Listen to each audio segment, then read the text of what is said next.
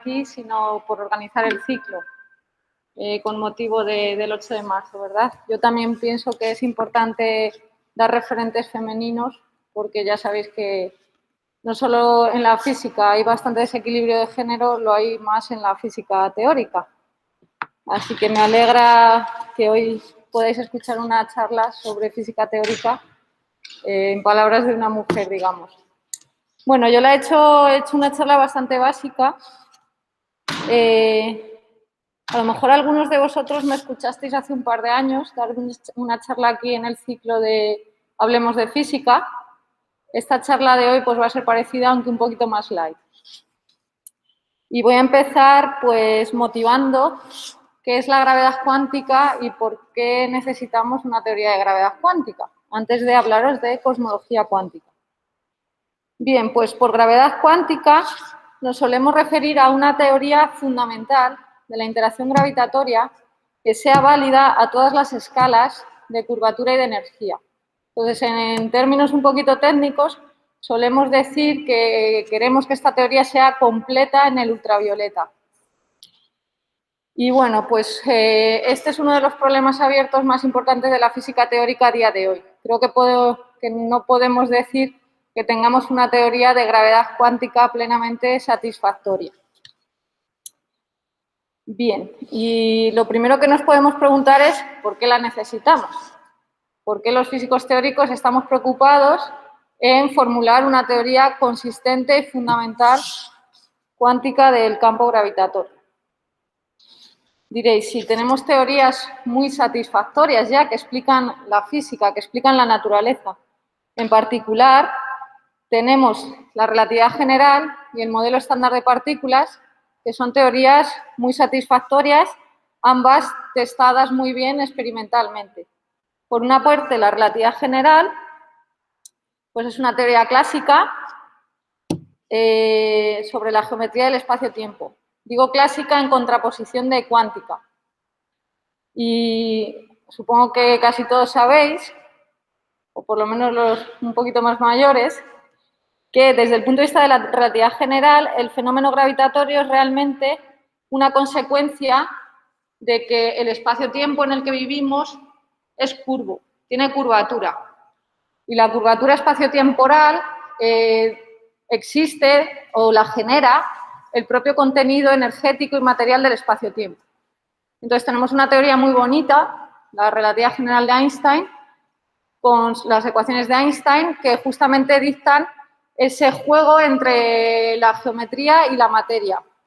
La curvatura del espacio-tiempo le dicta a la materia cómo moverse y a su vez el contenido material del espacio-tiempo le dice al espacio-tiempo cómo curvarse. Eso es lo que codifican las ecuaciones de Einstein. Luego, por otra parte, tenemos un modelo para la física de partículas, que es el modelo estándar de la física de partículas. Es una teoría cuántica de campos que describe las interacciones fuerte y electrodébil. Y también describe muy satisfactoriamente pues, las interacciones, los procesos de scattering que observamos entre partículas. Vale, entonces ambas son muy exitosas, sin embargo, tienen sus limitaciones. Y es que no son válidas a cualquier escala de energías. Decimos por ello que son teorías efectivas. Entonces, ninguna de ellas nos da una descripción cuántica para el fenómeno gravitatorio. Aparte de que los fenómenos que describen, como digo, los describen hasta cierto rango de energías. No podemos emplear estas teorías para explicar, o bien la relatividad general, para explicar todos los regímenes de curvatura del espacio-tiempo, ni el modelo estándar de partículas, pues para explicar toda la física de partículas. ¿Qué limitaciones tienen? Así brevemente. Podríamos hacer una charla entera. No me voy a meter mucho con el modelo estándar de partículas, pero ya os he dicho el mensaje de que es una teoría efectiva. Si nos vamos a energías muy altas, parece que tiene el llamado problema de trivialidad. No me voy a meter en él. Para lo que a mí me interesa, directamente puedo decir que me resulta muy limitado el modelo estándar de partículas porque ignora por completo la curvatura del espacio-tiempo.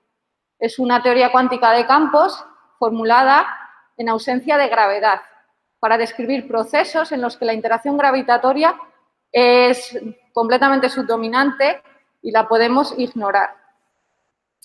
Por otra parte, la relatividad general también se nos queda corta, porque ella misma es una teoría muy honesta y ella misma nos da regímenes en los que nos dice que no la podemos aplicar. Estos regímenes típicamente los llamamos singularidades. La teoría presenta singularidades, presenta regímenes en los que ciertos observables físicos divergen. Típicamente, pues, escalares de curvatura, densidades de energía. Esos regímenes los llamamos singularidades. Ahí computamos ciertos observables físicos y nos dan infinito. O sea, la teoría nos está diciendo, no me emplees ahí porque yo no te valgo. En ese sentido, es muy honesta. Estos regímenes en los que la teoría falla no son elucubraciones teóricas que nosotros nos inventemos como teóricos, pero que no nos digan nada sobre nuestro universo. No.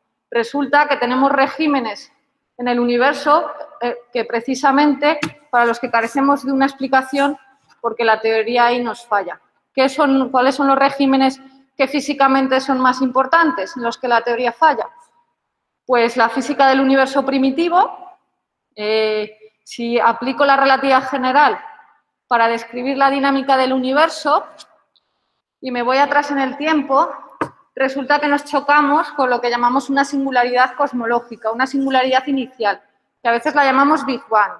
Digo a veces porque a veces se le llama Big Bang a la nucleosíntesis en el universo y a veces se le llama Big Bang a la singularidad inicial que obtenemos si aplicamos las ecuaciones de Einstein indefinidamente hacia atrás en el tiempo. Entonces, la teoría nos está diciendo, yo no te puedo explicar cuál es la física de ese universo primitivo en el que yo ya si me quieres usar, pues resulta que, por ejemplo, para la densidad de energía material predigo infinito, que es como no predecir nada, ¿de acuerdo? Entonces, si queremos explicar la física del universo primitivo, necesitamos mejorar nuestra descripción cosmológica, digamos, de nuestros modelos cosmológicos. Otro régimen en el que la relatividad general se nos queda corta, no nos es suficiente para explicar la física, pues lo que llamamos los agujeros negros, para el interior de agujeros negros. La relatividad general explica muy bien cómo se comporta el campo gravitatorio más allá de lo que llamamos el horizonte de sucesos de un agujero negro, que es la región en la que el campo gravitatorio todavía no es lo suficientemente intenso como para atraparnos. Sin embargo, si cruzamos este horizonte de sucesos y ya el campo gravitatorio se empieza a hacer muy intenso, según la relatividad general, el campo gravitatorio en el interior de un agujero negro se hace arbitrariamente intenso hasta el punto de que nos chocamos con una singularidad en el interior del agujero negro en el que, pues como digo, la teoría realmente falla. Si nos empeñamos en aplicar esta descripción clásica, acabamos haciendo afirmaciones como que el espacio-tiempo se rompe, como que ya se pierde ahí el concepto de espacio-tiempo. Quizá lo que está pasando es que no nos podemos empeñar en aplicar esta teoría hacia todo el interior del agujero negro, hasta dejar que toda la densidad material que está dentro se concentre en un punto, que eso es lo que nos predice, digamos, la relatividad general. Entonces, a día de hoy también no tenemos una descripción única y completamente satisfactoria de la física que ocurre dentro del interior de un agujero negro. Y, sin embargo, los agujeros negros no son elucubraciones teóricas que sirvan, por ejemplo, para hacer ciencia ficción. Tenemos un montón de candidatos allá afuera, astrofísicos, que solo se describen con un modelo de agujero negro. Así que si queremos tener una descripción plena de nuestra naturaleza, pues necesitamos ir más allá de la relatividad general. Entonces, en estos regímenes de curvaturas tan altas, los efectos cuánticos de la materia son muy importantes y para los campos materiales en ausencia de gravedad sí que tenemos teorías cuánticas, por ejemplo, el modelo estándar de la física de partículas. Entonces, parece natural y lógico que también nos planteemos que quizá el espacio-tiempo en sí, que la geometría del espacio-tiempo también adquiera una naturaleza cuántica y que requiramos, pues, de una descripción plenamente cuántica tanto para la geometría como para la materia. ¿De acuerdo?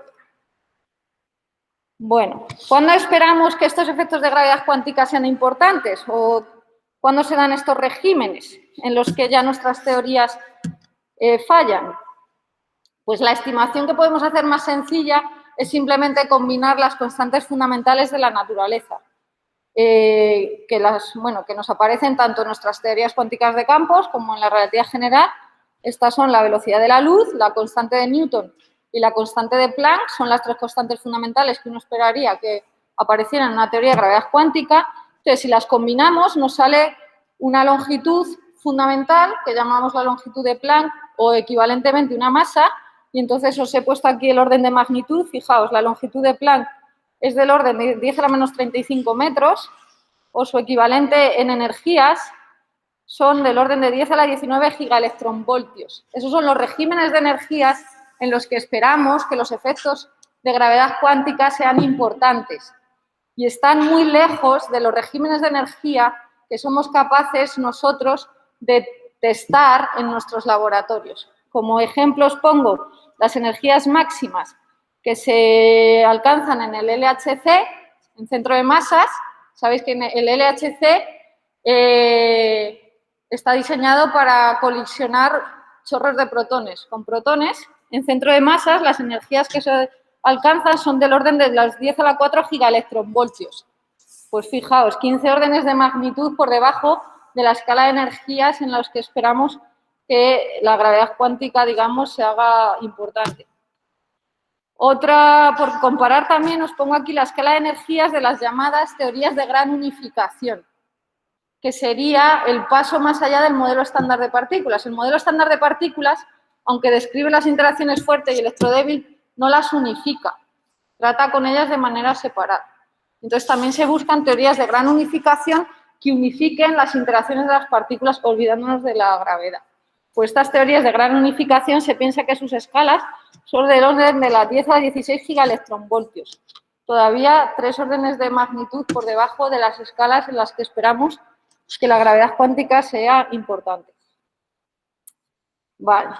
Y bueno, entonces esas escalas deberíamos abandonar nuestra noción clásica de espacio-tiempo. Deberíamos olvidarnos de que realmente el espacio-tiempo está formado por un continuo suavecito que lo podemos describir en geometría con una variedad, a saber lo que pasa ahí, ¿vale? Esto es una descripción pictórica, ¿de acuerdo? No penséis que si le pongo una lupa al espacio-tiempo, pues bueno, en principio sí tengo una teoría de campos, el campo puede fluctuar, pero bueno, olvidaos de que exista como tal un marco en el que podemos hablar de espacio o de tiempo. Se piensa más, ¿no?, que esas son nociones que emergerían luego en el continuo. Perdón. Vale, entonces, ¿qué métodos tenemos para cuantizar la gravedad? ¿Qué hacemos a nivel teórico para atacar el problema? Pues bueno, pues lo primero que se intentó fue adaptar las teorías cuánticas de campos habituales al caso del campo gravitatorio. ¿Qué ocurre?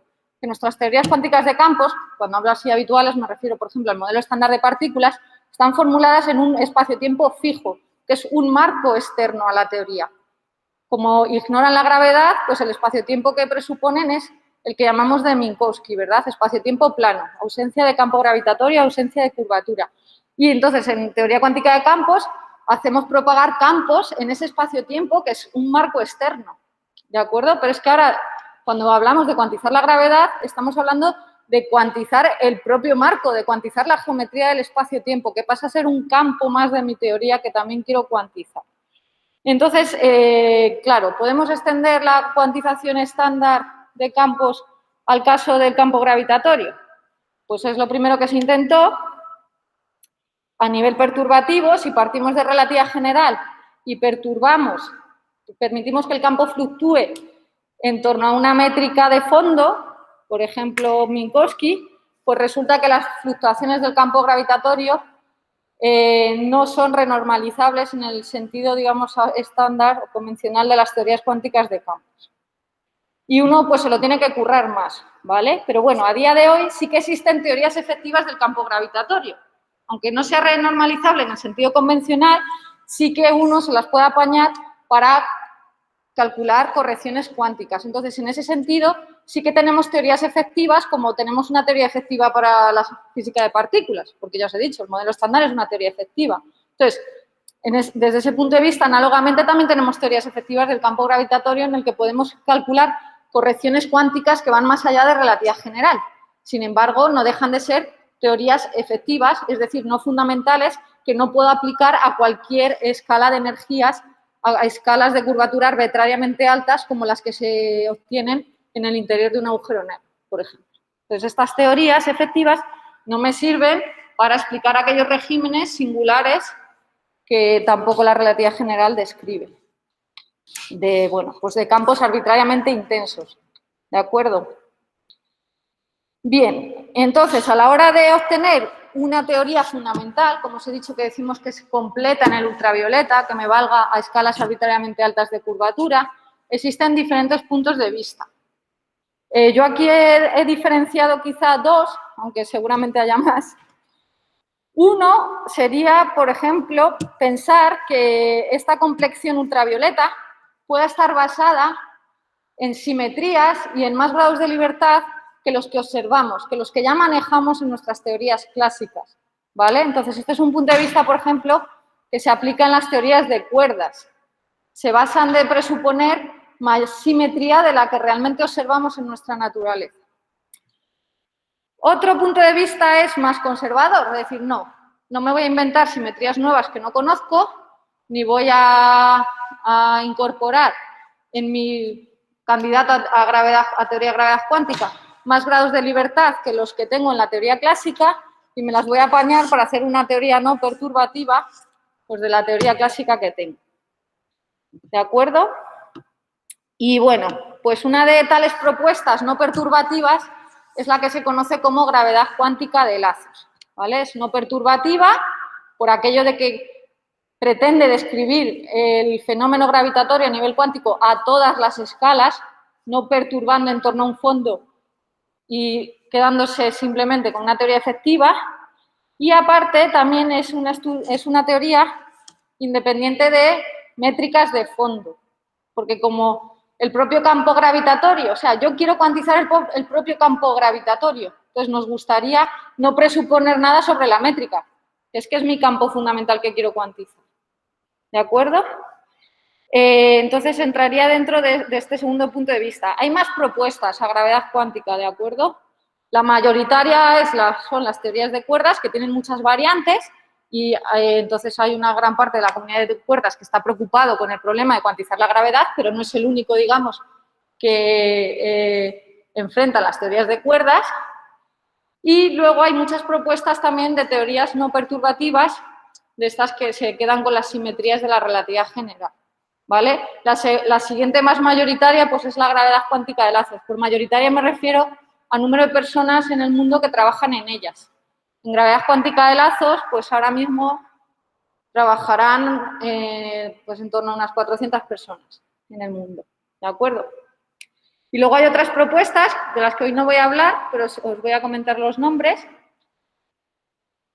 Por ejemplo, hay otra propuesta más basada en técnicas estándar de teorías cuánticas de campos, pero a la que se llaman a la Wilson, que emplea métodos de renormalización usando el grupo de renormalización.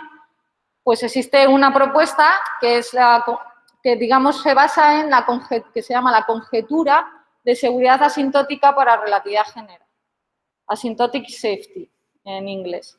Entonces, en esta propuesta trabajan muy pocas personas, no sé si llegan a 20. También tenemos otra propuesta que está relacionada con asymptotic safety, que emplea otro punto de vista de partir de discretizar el espacio-tiempo, de meter una red discreta y luego irse al límite continuo, que es la propuesta de triangulaciones dinámicas causales, causal dynamical triangulations. También, pues, esta teoría lo que busca es renormaliza de alguna manera la integral de caminos de relatividad de gravedad cuántica para intentar hacer cálculos con ella y llegar a obtener consecuencias físicas. Entonces, en esa propuesta, pues que trabajarán también como 10 personas quizás en el mundo, o 15 o 20, o sea, ese orden de magnitud estamos hablando.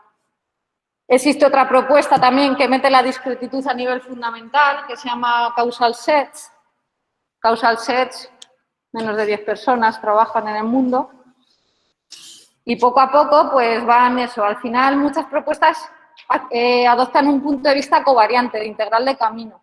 Y lo que buscan es definir una integral de camino bien definida a nivel matemático para relatividad general y con ella intentar definir observables y obtener, pues como digo, predicciones físicas. Y bueno, luego existen más, por supuesto, pero ya os podéis hacer a la idea. Si es que con 2 o 3 personas que trabajan en un punto de vista, pues ya tenemos una propuesta. Pero veis, a nivel, digamos, de la presencia en el mundo, de las diferentes propuestas, pues hay algunas que de verdad son bastante minoritarias y necesitan más gente que se trabaje en ellas para poder avanzar más en esos campos. Bueno, vamos a hablar un poquito de gravedad cuántica de lazos. ¿Por qué os hablo yo de gravedad cuántica de lazos? Pues porque es la propuesta en la que he trabajado desde que empecé mi tesis. Yo he trabajado mayoritariamente en cosmología cuántica de lazos y se basa en esta propuesta de gravedad. Vamos entonces, dejadme que diga 4 palabras así básicas de lo que se basa esta propuesta a nivel, digamos, general, antes de particularizar yo al contexto cosmológico. Vale, entonces, las teorías cuánticas las podemos formular o en un contexto covariante de integral de camino o también podemos aplicar un punto de vista canónico, ¿vale? La gravedad cuántica de lazos tiene sus 2 formulaciones. Yo aquí os voy a hablar solo de la canónica, que es luego la que aplicamos en modelos cosmológicos. Vale, entonces esto se basa primero en una descripción clásica de la relatividad general en formalismo hamiltoniano, que seguramente no habéis visto, por lo menos los que estáis todavía en el grado. Cuando estudiéis relatividad general, como mucho estudiaréis el lagrangiano de relatividad general. No creo que os vayan a hablar de su formulación hamiltoniana, pero se puede hacer una formulación hamiltoniana de la relatividad general.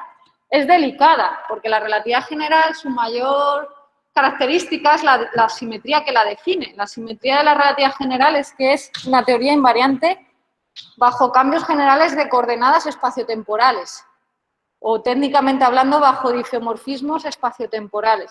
Es decir, no tenemos coordenadas privilegiadas para nuestra noción de tiempo ni para nuestra noción de espacio. Diferentes observadores pueden medir diferentes tiempos, ¿verdad? O tener diferentes reglas. Pues la teoría tiene esa libertad de poder describirla en las coordenadas que, digamos, uno quiera. Entonces, una formulación canónica pasa por filetear el espacio-tiempo, por declarar de alguna manera a qué llamo yo hipersuperficies espaciales y a qué dirección la llamo yo temporal, y evoluciona en el tiempo si me muevo en ella. Entonces, pasa la formulación canónica, como digo, por introducir estas foliaciones espaciotemporales. Entonces, esto lo he querido representar aquí. Estas serían secciones espaciales. O sea, primero necesito introducir una función de tiempo y ya introducir secciones etiquetadas con mi variable temporal. Entonces, estas secciones son a tiempo constante.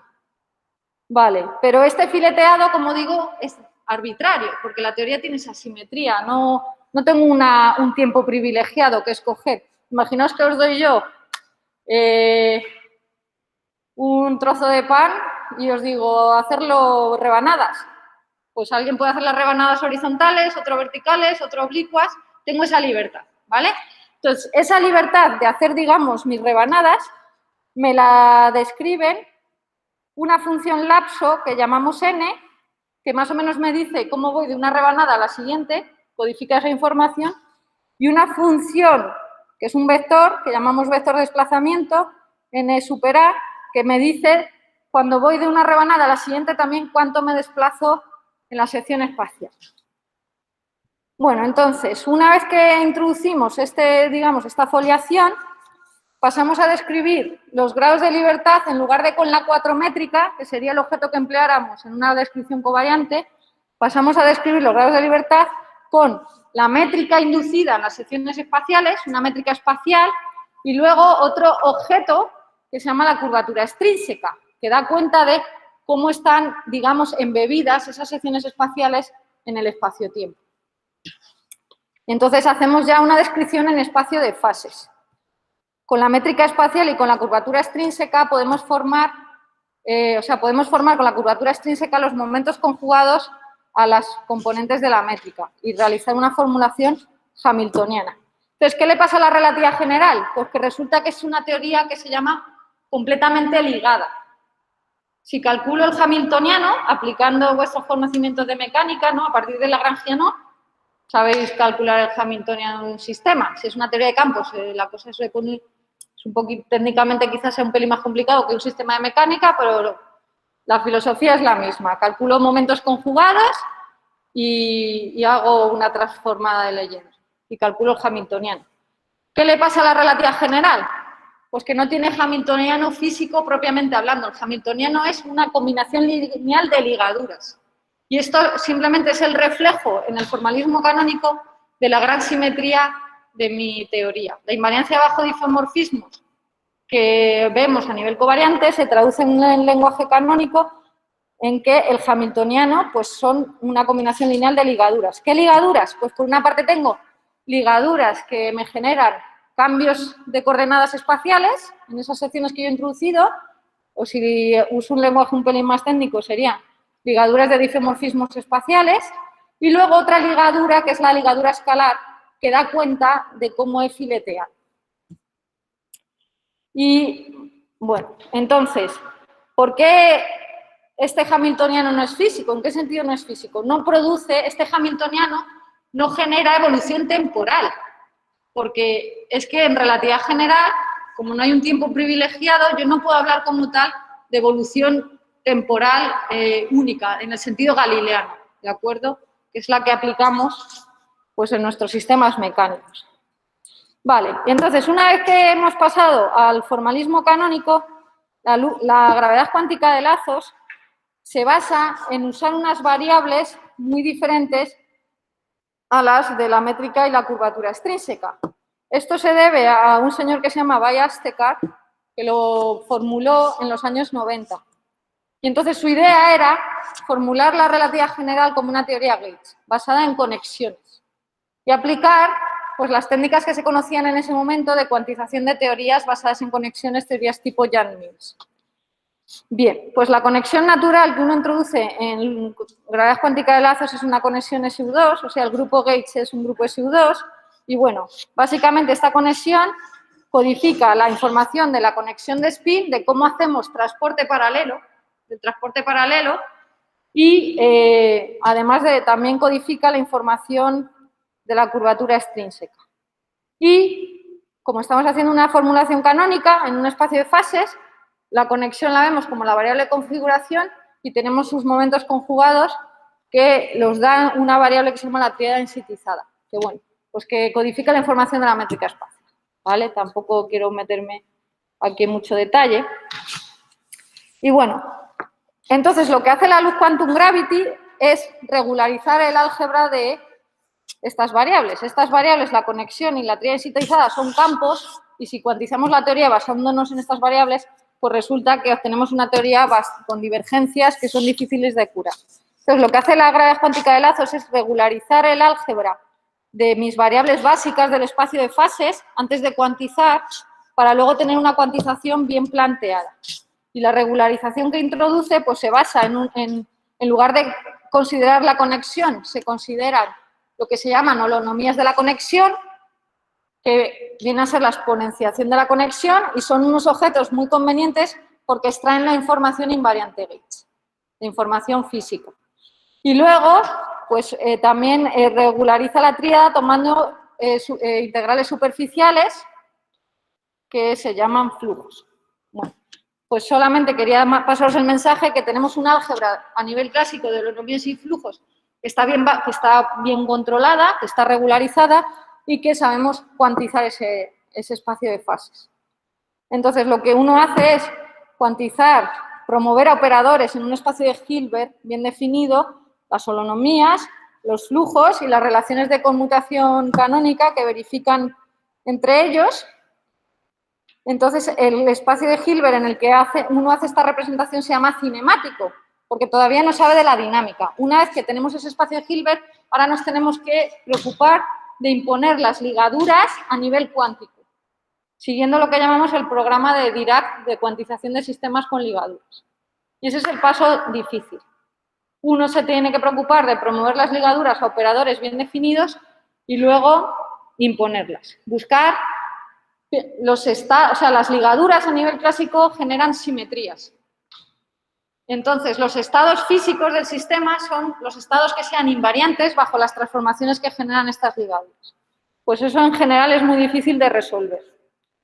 Entonces, en el caso de gravedad cuántica de lazos, se sabe resolver las ligaduras de difeomorfismos espaciales, básicamente porque forman un álgebra de Lie, y eso se sabe cuantizar. Es decir, sabemos construir a nivel cuántico estados que son invariantes bajo difeomorfismos espaciales. Sin embargo, lo que no sabemos resolver es la ligadura escalar. No sabemos buscar el espacio de Hilbert físico de estados que sean invariantes bajo todo el álgebra de ligaduras. Y al final nos chocamos con lo de siempre, digamos, y es que cuantizar la gravedad es muy complicado. En el formalismo canónico esto se ve porque el álgebra que forman las ligaduras no es un álgebra de Lie. Y cuantizar álgebras que no son de Lie es muy complicado. Bueno, entonces, ¿qué hacemos? Pues la gente se lo está currando para intentar avanzar desde el punto de vista de la teoría completa, pero también podemos irnos a contextos más simplificados. Y en el caso particular de cosmología, a lo mejor no necesito la teoría completa para sacar consecuencias físicas de esta teoría. Entonces, eso es lo que hacemos en cosmología cuántica de lazos. Adaptar las técnicas de gravedad cuántica de lazos a modelos cosmológicos, que son situaciones más sencillas que cuantizar la gravedad en total, ¿vale? Os puedo poner una analogía. ¿Habéis estudiado el átomo de hidrógeno? ¿A que no habéis empezado con la electrodinámica cuántica y habéis simplificado la electrodinámica cuántica para iros al contexto del átomo de hidrógeno? Habéis empezado con un modelito sencillo que ya da buena cuenta de la física del átomo de hidrógeno. Pues esto sería un poco la analogía de, podría yo tener mi teoría completa y ahora decir, vale, pero ahora en esa teoría completa simplifico para irme al contexto simplificado que quiero estudiar, o a nivel clásico simplifico y cuantizo ese modelo ya más simplificado. Intentando pues, que mi cuantización, además de que sea consistente matemáticamente, pues también incorpore las correcciones de mi teoría completa de gravedad cuántica. Bien, pues eso es lo que hacemos en cosmología cuántica de lazos. En principio la aplicamos a modelos cosmológicos homogéneos. Esto es que ya el espacio-tiempo, la métrica espacio-temporal, gracias a la homogeneidad, pues deja de ser un campo. Por ejemplo, luego lo voy a particularizar a modelos de Friedman, Lemaitre, Robertson, Walker. Los que hayáis estudiado cosmología sabréis que son modelos homogéneos isótropos, solo se describen por una función temporal que es el factor de escala. ¿Vale? Entonces, lo que voy a cuantizar en cosmología cuántica de lazos no es una teoría de campos, es un modelo de mecánica cuántica.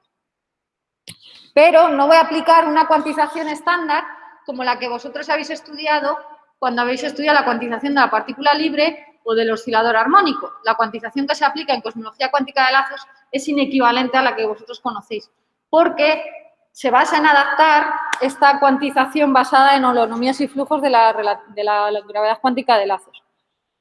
Entonces, en particular, no vamos a tener un operador que represente a la conexión clásica. Lo que vamos a tener es un operador que represente a sus exponenciaciones complejas, lo que llamamos holonomías.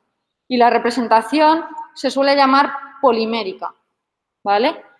Y bueno, el espacio de Hilbert pues no va a tener una medida continua como las medidas que estáis vosotros acostumbrados a emplear, sino que la medida es discreta. Ahora veremos un poco más de detalle de qué me refiero con eso. Y bueno, como la representación es inequivalente, unitariamente inequivalente a la representación estándar que vosotros conocéis de Schrödinger, pues la física que voy a obtener es distinta a la que obtendría si hiciera una cuantización estándar del modelo cosmológico. Venga, entonces me voy con el modelo cosmológico más sencillo, que sería un modelo de Friedman, Lemaitre, Robertson, Walker plano, ¿no? Entonces su métrica simplemente está caracterizada por un factor de escala y por la función lapso, que la función lapso lo que me está diciendo es, si fijo el lapso, estoy fijando la coordenada temporal, ¿vale? Cambiar lapso es adoptar otra coordenada temporal diferente. Y además, bueno, pues esta métrica voy a suponer que está generada por un campo escalar sin masa, pero homogéneo, o sea, no es campo, en el sentido de que es constante en todo el espacio. Y además lo voy a considerar sin potencial, sin masa, porque es el modelo más sencillo, voy a considerar el modelo más sencillo que puedo tener cosmológico no trivial. Este modelo es resoluble, por supuesto, clásicamente es resoluble. Cuando digo resoluble, digo es que tengo la solución analítica. Si hago una cuantización estándar de él, pero también tenemos una solución analítica en el contexto de la cosmología cuántica de LASS.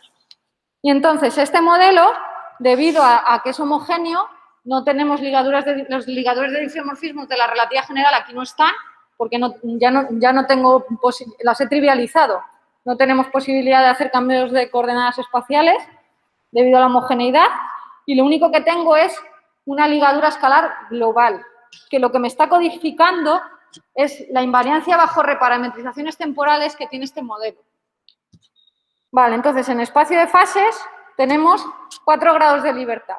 Uno para la materia, que voy a llamar phi a ese escalar sin masa, y pi phi a su momento canónicamente conjugado, y luego para la geometría, en lugar de usar el factor de escala, en cosmología cuántica de lazos venimos a usar el volumen. O sea, esta V pequeña es proporcional al volumen, o sea, proporcional a A cubo.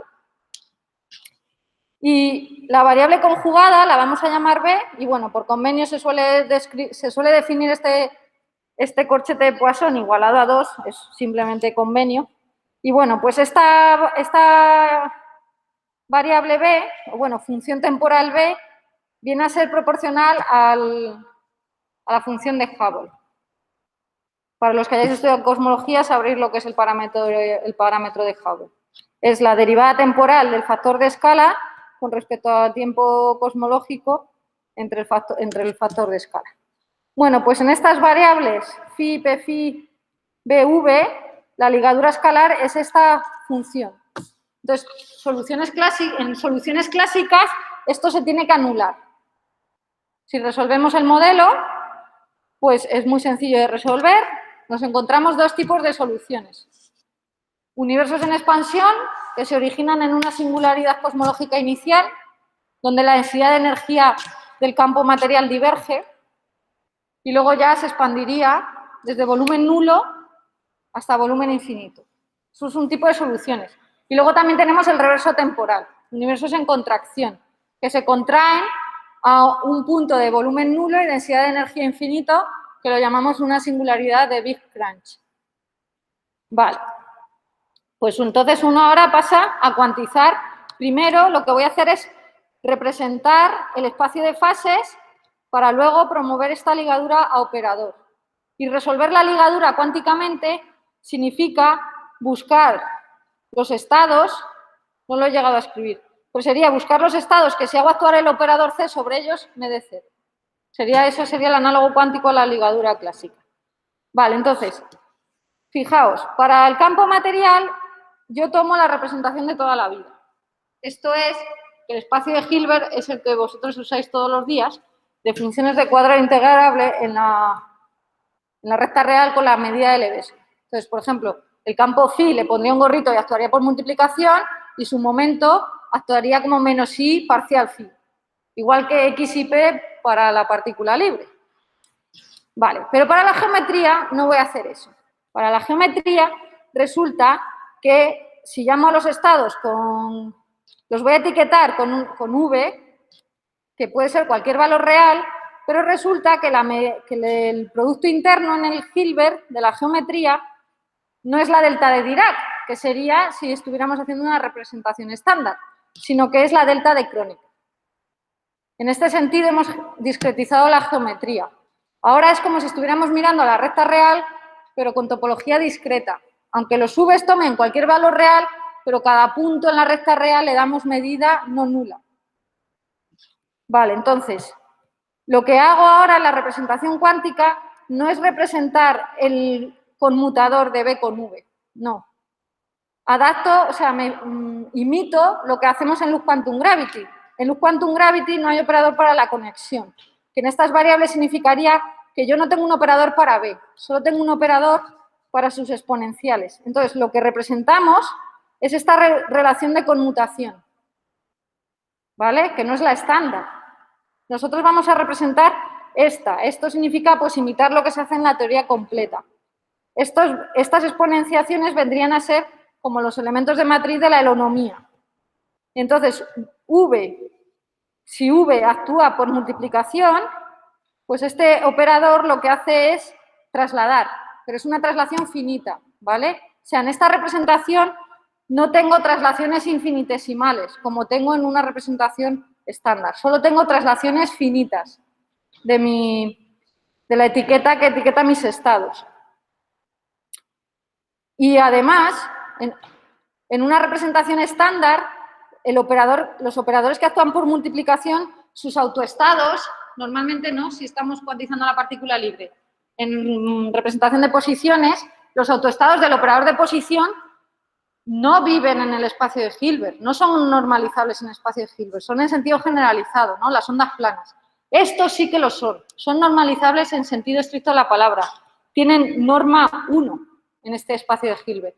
Entonces, en esta representación, el operador de posición, si queréis, tiene espectro puramente puntual, no tiene espectro continuo. Es la mayor diferencia entre esta representación polimérica y la estándar a la que estáis habituados. Bien, entonces, como no tenemos aquí debería haber puesto un gorrito, no tengo un operador B, que sea algo así como la derivada parcial con respecto a V, lo que sí que tengo es cosas, por ejemplo, como el seno de B, construidas en base a estas holonomías. Y entonces, al final, en la expresión clásica de la ligadura, donde aparece B lo voy a regularizar por el seno de B. Y con ello voy a tener un operador bien definido en el espacio de Hilbert que acabo de introducir. ¿De acuerdo? El momento de phi lo representamos como siempre, menos i parcial phi. Y entonces aquí voy a tener un operador que, como digo, representaría a esta cantidad clásica. Bien, pero mientras que la representación estándar, que doy aquí, ¿no? Pues sería tomar la medida, estaría así dado por la delta de Dirac, y B, y tendría el generador infinitesimal de traslaciones en V, esto en lo estándar, en una teoría estándar, este operador sería un operador diferencial de segundo orden, ¿vale? Y tendría un espectro doblemente degenerado, de ondas entrantes y salientes. Sin embargo, en cosmología cuántica de lazos, el análogo no es un operador diferencial, es un operador en diferencias. Y resulta que, bueno, eso creo que lo digo, está dicho aquí. Resulta, bueno, en diferencias por el convenio que hemos cogido, como que da a saltos de 4, ¿vale? Entonces, al final me voy a ir a una semirred, esta V, que inicialmente era tomaba cualquier valor real, pues no, lo vamos a restringir a que viva en una semirred, que empieza en cualquier valor epsilon entre 0 y 4, y ya de ahí va de 4 en 4, ¿vale? Entonces, una vez que restrinjo una de estas semirredes, mi espacio de Hilbert, el sector para la geometría, es separable, que no sé si alguien estaba quizás asustándose, no lo he dicho, y entonces a lo mejor no os habéis percatado, pero si yo tomo este espacio de Hilbert con V cualquier real, el espacio resultante se llama la compacificación de Bohr de la recta real y es un espacio de Hilbert no separable y no sabríamos hacer física. Entonces, lo que hacemos es, la teoría está bien definida en un sector separable dentro de este, no separable. Así que restringimos nuestra teoría a un sector separable de base de estados numerable y ahí es donde vamos a hacer la física. Entonces, en uno de estos sectores, mientras que el análogo de la representación estándar tendría un espectro doblemente degenerado, resulta que el operador de cosmología cuántica de lazos es no degenerado. Y es algo así que como que sus autofunciones, en lugar de ser ondas entrantes y ondas salientes, dando los dos autoespacios del mismo autovalor, aquí es no degenerado, tiene sus autoestados, se pueden definir como ondas que serían estacionarias, que incorporan a la vez la componente saliente y entrante de la teoría estándar. Y bueno, esto es un poco como a nivel, digamos, matemático del análisis espectral del operador, es lo que realmente explica la diferencia en la física que obtenemos de la representación estándar con respecto a la polimérica. Ahora entenderéis en un momentito más a qué me refiero con eso. Y entonces yo, una vez que he hecho el análisis espectral de este operador, ya tengo un operador C y, como digo, resolver la ligadura sería buscar el espacio de estados que, si yo hago actuar C sobre ellos, el resultado es 0, porque eso significa que esos estados son invariantes bajo las transformaciones que genera el operador C. En este caso, reparametrizaciones temporales. Y eso se sabe resolver en cosmología cuántica de lazos, ¿vale? Tanto en la estándar como, o sea, tanto en una cuantización estándar como en la de lazos. Entonces, bueno, os pongo aquí una fórmula que a lo mejor tampoco os dice mucho, era solo para indicar que tenemos una expresión explícita de las soluciones al sistema, del espacio de Hilbert físico del sistema, y si lo que vamos a hacer es para a la teoría poder interpretar los resultados en evolución, voy a interpretar phi como tiempo. ¿Vale? Bueno, aquí quizá podría hacer un paréntesis para hablar un poco del problema de tiempo en gravedad cuántica. ¿Qué hacéis vosotros con un sistema mecánico normal para cuantizarlo? Promovéis su hamiltoniano a un operador, ¿verdad? Y resolvéis la ecuación de Schrödinger. ¿Y la ecuación de Schrödinger cómo la escribís? Menos I parcial t del estado igual a h actuando sobre el estado. Pero a ese t que metéis en la ecuación de Schrödinger es un tiempo galileano. Aquí yo no tengo tal cosa. Os recuerdo que estamos cuantizando un sistema relativista. Yo no tengo tal cosa como una coordenada temporal externa. La coordenada temporal que metemos en la métrica no es parte de mi sistema cuántico. Entonces, lo que hacemos es alguno de los grados de libertad del sistema que tenga buenas propiedades lo interpretamos como tiempo. En el caso de este modelito tan sencillo, puedo interpretar phi como tiempo y describir observables que se dicen en un sentido relacional. Por ejemplo, ¿cuánto vale el volumen cuando phi vale 5? ¿Cuánto vale el volumen cuando phi vale 10? De parametrizo, ¿vale? En ese sentido, estoy usando una imagen de evolución de parametrizada. Clásicamente también lo podemos hacer. Yo podría dar la evolución del sistema como el factor de escala A de t y phi de t, ¿verdad? Pero ahora puedo hacer, no, pero puedo invertir phi de t y escribir t de phi, insertarlo en v y hablar de v de phi, de parametrizar. Puedo dar la dinámica del sistema sin introducir coordenada temporal. Clásicamente tengo la opción, cuánticamente no me queda otra. Tengo que hacerlo así para tener una imagen de evolución. Es lo que hacemos aquí. Y entonces, si interpreto phi como tiempo, podríamos hablar de este sector como de frecuencias positivas y este de frecuencias negativas. En una cuantización estándar, las frecuencias positivas irían con las ondas entrantes y las negativas con las salientes, o al revés, ahora no sé exactamente el convenio que se emplea. Sin embargo, en Loop Quantum Cosmology, tanto sector de frecuencia positiva como sector de frecuencia negativa va con la única autofunción que tiene mi operador, digamos, para la geometría. Entonces, bueno, estos sectores se superseleccionan, podemos estudiar cada uno por separado. Lo importante es que o me quede yo en el de frecuencias positiva o me quede yo en el de negativa, voy a tener ambas contribuciones entrantes y salientes, que están aquí codificadas en este objeto que se comporta como una onda estacionaria. Estoy con esto denotando las autofunciones de omega cuadrado. Bueno, entonces, ya para estudiar la física del modelo, pues uno ya propone perfiles concretos para este perfil espectral. Estos objetos, estas funciones, ya sí, pues tienen que vivir en este espacio de Hilbert, ser funciones habituales de cuadrado integrable en la recta real. Y entonces ahora lo que solemos hacer es tomar lo que llamamos estados semiclásicos, estados en los que las dispersiones de los observables no son muy grandes. Y eso nos lo dan típicamente gaussianas.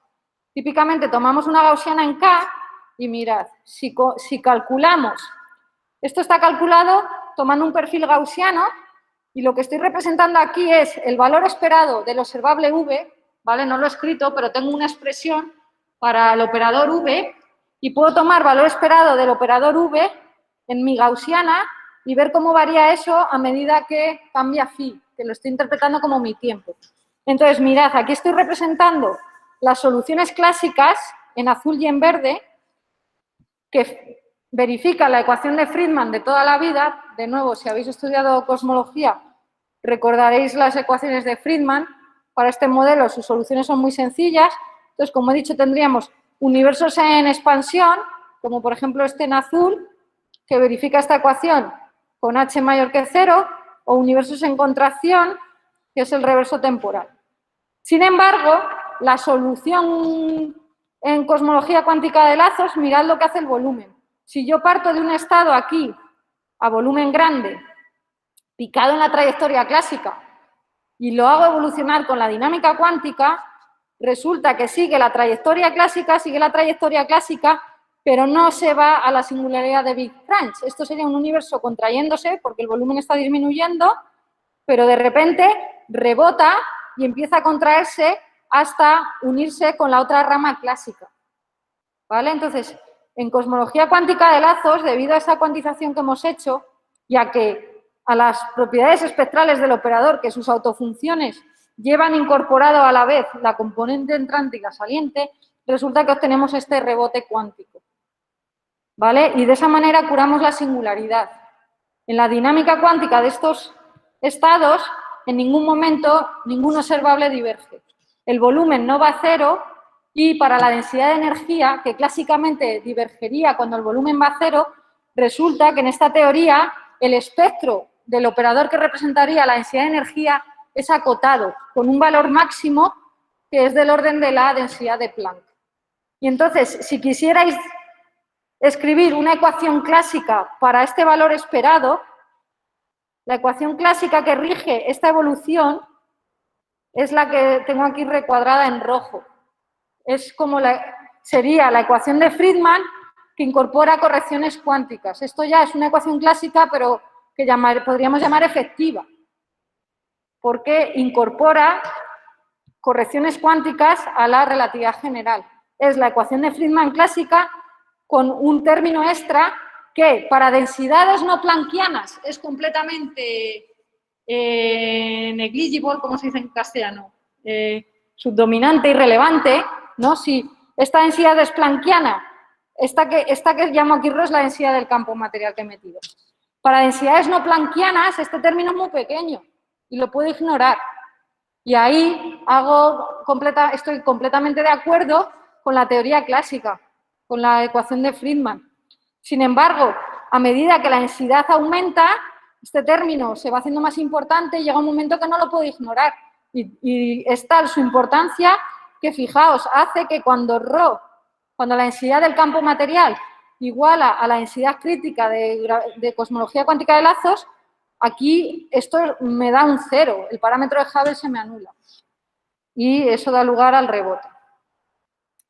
Si hiciéramos una cuantización estándar, si hubiera yo dibujado el valor esperado del volumen en la cuantización estándar, pues tendría una curva como esta, con aquí estamos dibujando también las desviaciones, que seguirían completamente la verde y completamente la azul, dos separadas.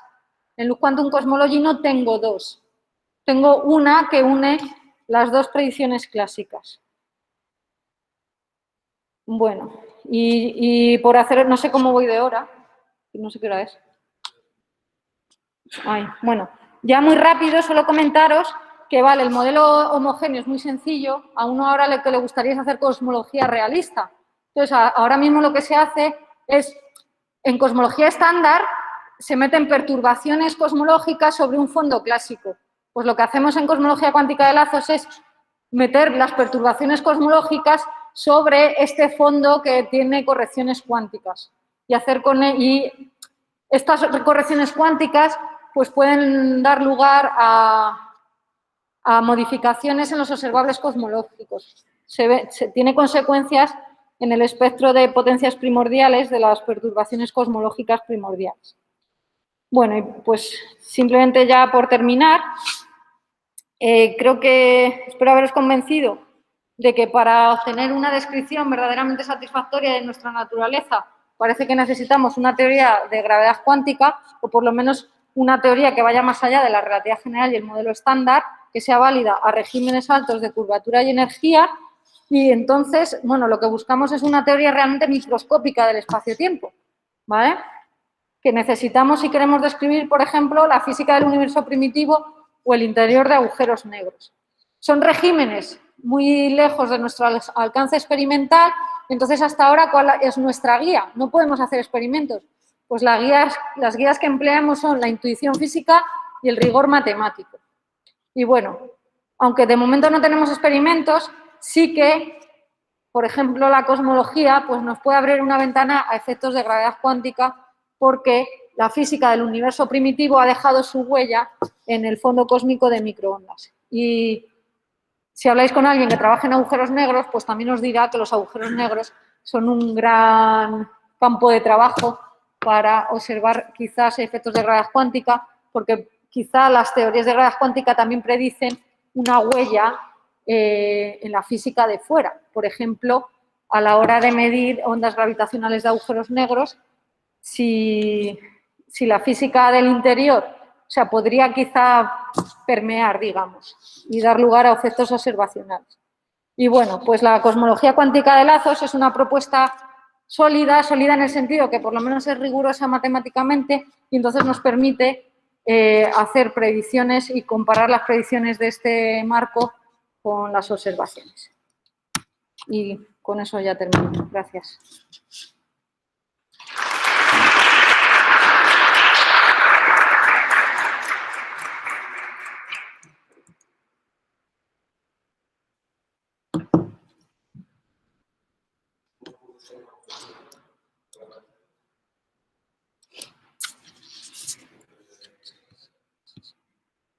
No sé si...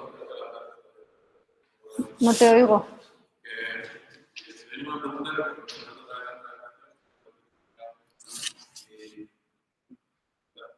A vosotros por escucharme. En casa tampoco tenéis preguntas, ¿no? La gente muy callada. Vale. Pues nada, lo dejamos. Espero que os